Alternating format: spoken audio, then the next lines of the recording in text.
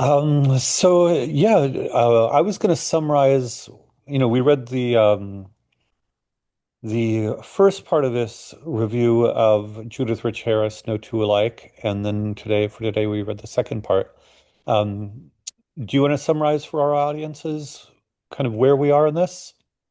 Yeah, so my impression of it was that in the beginning of the article, it kind of went over and summarized the three groups that we talked about last week, which was the relationship group, socialization group, and then status. It kind of went through that again. And then at the end, the general idea that I got from it was that each individual human, and this article was about how each human like has different personalities and how we're all different, right?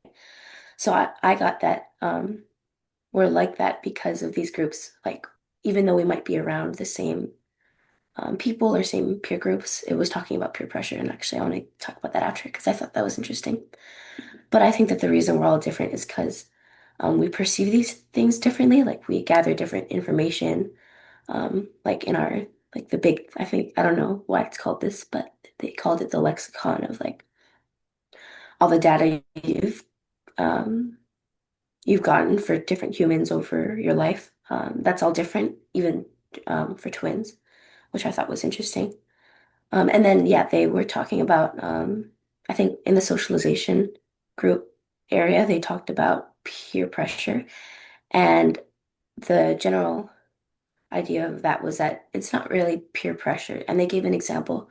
It's like if a little girl was near a group of other little girls, but wasn't allowed to like talk with them or play with them, she would automatically become more little girlish, they explained it, just because she's near them and wanted to be more like them. So it's not in all cases, it might not be direct. It's just influence, I guess. Got it. I'm going to dig into the peer thing, but also the status thing. So, just to be clear for audiences, we're talking about Judith Rich Harris's analysis for why identical twins often have different personalities, and you describe them as groups.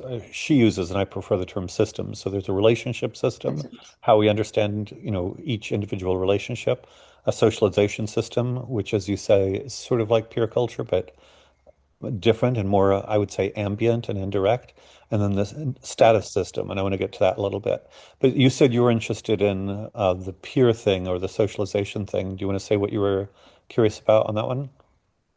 Yeah, I was interested because when I read it, I recalled that last week we talked a little bit about peer pressure, and just like the influence of peer groups. And I thought that the example that they gave was really interesting, because I could sort of relate to that in a way. It hasn't really happened recently, but I can recall that when I was younger, especially when I was in like public school, I would be around like different kids and I would want to act like them because they seemed cool or with regards to the status or hierarchy system. Hmm. I wanted to be at their level. Oh, and then another thing I forgot to mention was that in the article, when they were talking about the status system, he gave a point that each human has an instinct to climb higher on the social ladder, or Hmm. the hierarchy. Um, and that's interesting because I can relate to that too. Hmm. Yeah, I know. And one of the reasons why I think it's appropriate to see the socialization system is more indirect. Peer pressure implies that peers are actively putting pressure on us, which sometimes happens. But I think the socialization system, as you point out, is much more general. Just being around other people, especially peers, you just sort of naturally begin, even without any pressure at all. That is, even if they don't put any pressure, there's a propensity, I think, for people, yeah, to start to act the way that your peers do. And it sounds like, yeah, even though you're a very independent person, you've kind of experienced that just ambient. Ambient is just kind of it's in the air, it's around us sort of thing. And so that's why I say it's different from necessarily pressure. But yeah, I want to For dig sure. into the status system because that was most of what this article was about. First, how do you understand the status system and how does it relate, yeah, to your own life? I think the biggest thing, I might have already said it, but the biggest thing that I got from it was that so first of all, we're born and then we grow up a little bit. We have we collect data on other people and what they think of us. And those two kind of go together in realizing and shaping like a hierarchy kind of. Like maybe in a school, like maybe the older kids would be at the top and then the younger kids would be at the bottom. That's just Hmm. a really easy example. And then they were talking about how each human has a desire and instinct to want to climb higher on the ladder, hang out with the cooler kids. And I feel like, especially like in schools, just as an easy example, everyone can kind of relate with that. Even me, even though I'm not in school. Um, and you can see it in everyone for sure. But that was the main idea. And then with respect to, because in some ways your primary social group might be the Jiu-Jitsu thing, and there it's tricky because I think most of the people are older. Would you say that Mhm. status is primarily age? Is it primarily kind of success? Is it primarily training ethos? What gives people status within the Jiu-Jitsu wrestling world you inhabit? If I'm just gonna use Jiu-Jitsu as an example because I'm more into it for now. Um, Not talking about kids, it's a little difficult because it's not like, oh, they're the oldest and like they win the most, so they're obviously like the top of the chain, right? It's not really like that in my environment. It's more like who is the best partner and who is the nicest and who like wants to interact with everybody. And Mm-hmm. everyone's kind of like that. Hmm. Um, I mean, if we're talking about me, I mean, maybe I have some sort of instinct or desire to climb the ladder, but it's not like, oh, I want to be at the top because I'm Hmm. just a kid, right? Right. And I'm surrounded by adults. So it's not as direct in me right now in that environment. Hmm. But I remember I said that I could relate to that. And in this case, a little bit, because when I started like hanging out and training with the adults, I didn't want to just be the kid who doesn't talk to anyone. I wanted to like make friends and be in a group. Hmm. And that was instinct, even though I didn't know it. So I started hanging out with the women and the girls, right? Hmm. Um, and that's kind of where I am right now. But it's No, okay. something you said early on, which I think is important, is I think that in different groups, there are different ways to achieve status. And I really like the fact that you said in your jujitsu group, part of it is being nice and being a good partner, presumably sparring partner, but also just a decent person. Is that accurate? Yeah. Yes, for Um, sure.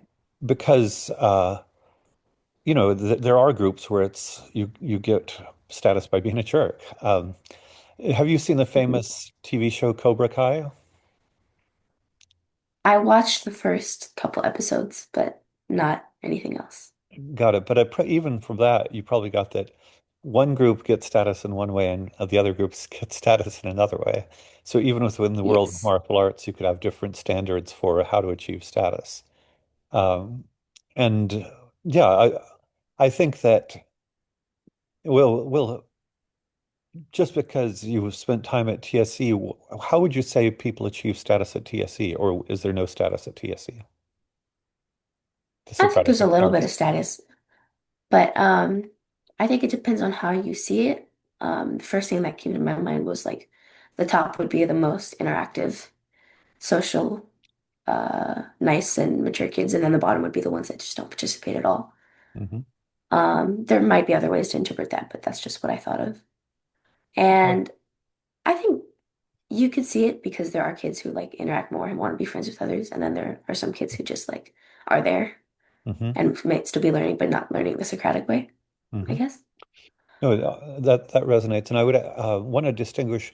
I can imagine being social, just like being warm and friendly and engaging and reaching out to people.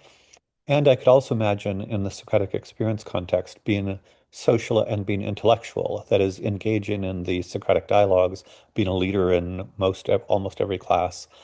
Would you say the status is more strictly to being social or social and intellectual in class or both? Both. But the reason I thought of social and not intellectual is because I was thinking of like the interactions between students and how another student would feel. But yes, being intellectual and like having a part in the actual discussions definitely makes a difference. Got it.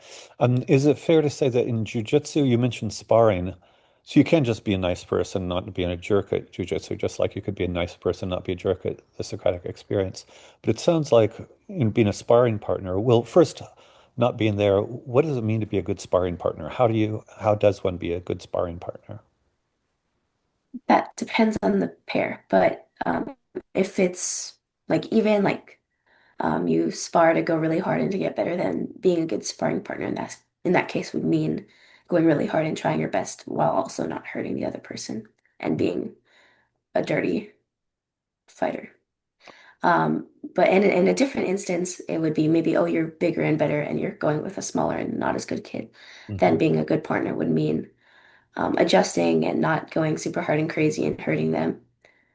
And then being a good partner overall means taking those two components plus lots of other different cases and Hmm. making sure you're a good partner in every single way. And that might not be the case for everyone, but trying to do that Hmm. as well as you can makes you a good partner, I think. No, that makes sense. And so it sounds like there are kind of two things. One is doing your best, but also improving the other person. That is sparring in such a way that it doesn't hurt the other person, helps them develop. Is that a good summary?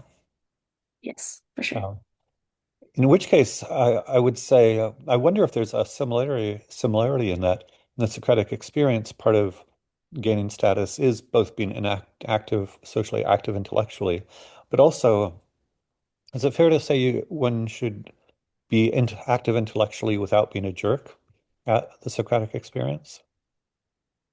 Yes, for sure. If you were active intellectually, but were also mean and not nice and being a jerk and not being respectful to your other classmates, then in my opinion, you would not be high on the social ladder because you wouldn't be, or the other kids wouldn't want to hang around you. You'd be like, even though you'd be participating, you wouldn't be high, in my opinion. But So, what I'm inclined to say, and see how this lands for you, is that in both your Jiu-Jitsu club and the Socratic experience, in a certain sense, one gains status by being more virtuous. And by virtuous, I mean, being excellent at Jiu-Jitsu, including helping others become more excellent at Jiu-Jitsu. And in the Socratic experience, being more intellectually active and helping others be more intellectually active. Is that a fair analogy? yes, but there are also cases like your classic high school or school bully where like they might be really mean, but they're also technically at the top of the chain. Hmm. So I've just never been in that sort of situation because I don't know, Well, but maybe I will be someday. Well, and again, this is why I think it's important to create cultures. I mean, in your jujitsu club, is anybody high status even though they're a bully, or the status hierarchy is such that if you're a bully in your jujitsu club, you're no matter how good you are, you're still not high status? Or would If your we're talking about coaches, just the kids, yeah. there haven't been any like really, really mean actual like school bullies that I've encountered. I think that's just because that tech jujitsu s seems to just attract relatively good people. Um, but even if there was, nobody would want to train with them. Nobody would like them, except for like maybe like one of their friends or whatever. Mhm. And since we have really good professors and coaches, they would help shut down the situation too, I think. Well, agreed. And I would actually say that both your Jiu-Jitsu club and the Socratic experience, if somebody was a persistent bully and continued to be a bully, um, after coaching and mentoring and so forth, they would get kicked out at both places. And thus the adults in the room, the leaders, the educators, do not allow, no matter how excellent they are at the thing, jujitsu or intellectual activity, that there are cultures where we do not allow bullies. Does that sound accurate? Yes, for Okay. sure. In which case, lots more to explore here, but I've got to go. Have a wonderful day, and we'll see you next time. Bye bye. Thank you. Yes, see you next week.